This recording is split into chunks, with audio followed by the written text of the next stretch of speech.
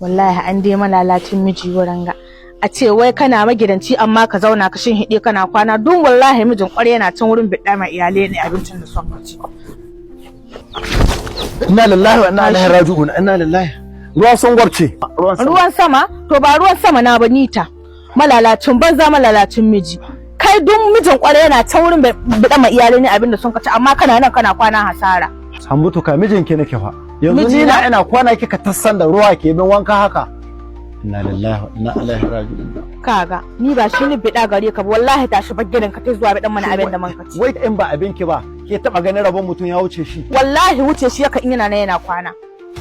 Tashi ka baggirin ganin ce ma ka bido mana abin da man kaci. Allah ta miki ki an gama. Yanzu ga dole in tashi. Kuma wallahi bari in tabbata ma na rantsi da Allah ka ka dawo min gidan gaba da abinci ba. Wallahi shin kana tashi? A'a ni dole na an yanzu tashi ne. Kan jama'a. Allah ta nake ki hankuri. Na tafi.